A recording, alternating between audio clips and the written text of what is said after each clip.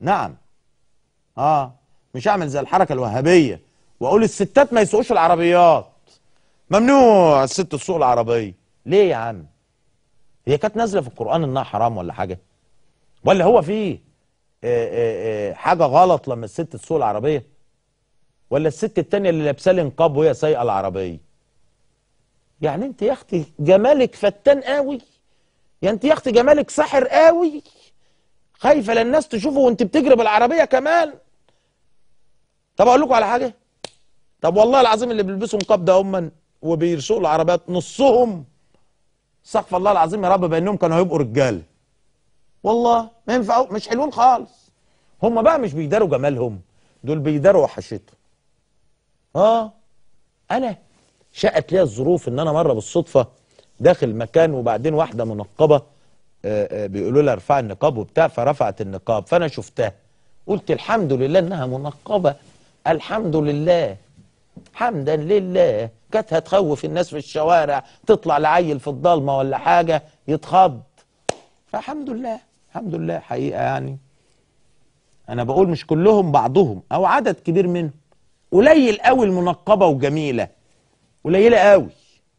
لما تلاقي يعني لو عندنا 10 منقبات نلاقي واحده فيهم جميله، وممكن يخاف عليها جوزها او ابوها من فتنه الناس، رغم ان هي القصه ما عادش كده دلوقتي. ما هم طالعين بالمايوهات اهو يا عم الحاج، وقاعدين عمالين بيعملوا لنا الكليبات ويجروا لنا على الشواطئ ويضربوا لنا في حمامات السباحه بالمايوهات ولا حد واخد باله. يعني جت على بقى انت بقى اللي هتعملي الفتنه يا اختي من خلال مش عارف ايه. ما خلاص تلاقي واحده حلو والتسعه ولا ايه بقى، ولاد لذينه عندهم خبز جامد قوي، تقوم عامله لك ايه، حاطه لك مسكره بنت لذينه وضربه لك كحل جامد قوي، ولان عينيها هي اللي باينه بقى، تلاقيها رسمه عينيها رسمه، انت تقول يا سلام يا سلام على اللي ورا النقاب ده، زمان وجمال بيخر. وتيجي تشوفها بقى تقول الحمد لله انها منقبه، الحمد لله الحمد لله. شايفين؟ طب انت يا اختي منقبه رسمه لي عينيكي ليه؟ حاطه لي مسكره ليه؟ ما ترد عليه. حاطه لي مسكره في رموشك، وحاطه البتاع اللي بتحط تحت الرمش الاسود ده وعاملاه كده، وحاطه لي مروقه عينك ليه؟ تنصبي علينا ولا بتنصبي على الناس ولا بتنصبي على ربنا؟ لازمته ايه النقاب يا ماما؟ ما دام انت عامله لي كده ما ترد يا ست انت وهي. ولكن الحمد لله ان هم منقبين، كانوا هيخوفونا في الشارع. ما كفايه، مش كفايه يقول لك ده انا وهي بتداري ايه؟ زي ما بقول لحضراتكم كده، العشرة تطلع منها واحدة ممكن يكون لها حق انها تنقب سليم، رغم انه له في الدين ولا علاقة له بالدين. ده زي. طب انت بقى لابسه لي العربية راكبه لي العربية ومنقبة ليه يا اختي؟ والنبي اقول لكم عشان الناس تقعد تبص عليه، واحدة منقبة سايقة العربية تلفت الانظار. هو ده الدين؟ انت منتجة يا ست انت وهي المنقبين بتنتجهم؟ منتجين يعني؟ بتقدموا خدمات جليلة للبلد؟ بتعدوا النشأة والأجيال؟ بتصلوا جميع الفروض؟ قولوا لي.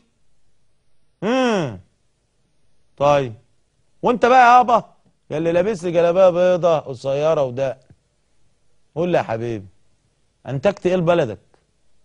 قدمت ايه لوطنك؟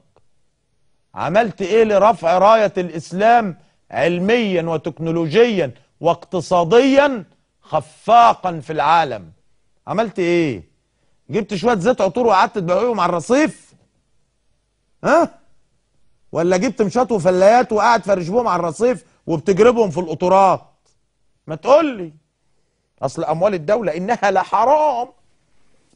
ما تروح يا اخويا تصنع، تروح تشتغل نجار يصنع حاجه، ولا روح اشتغل ميكانيكي في ورشه، ولا روح اشتغل عامل في مصنع قطاع خاص.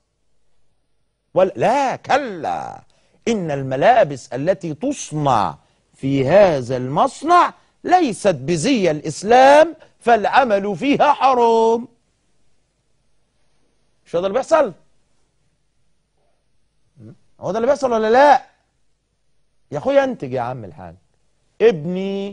ابني يا عم روحوا اشتغلوا في مصنع سجاجيد صالة، ادي احنا بنستوردها من الصين. اهو مثال بسيط اهو، روح اشتغل في مصنع سجاجيد صالة.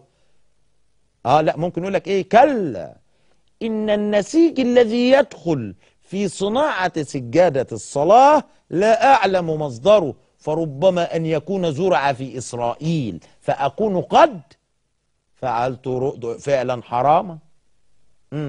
اي كلام، اي تخريف، اي بيقول اي كلام عشان مش عايز يشتغل.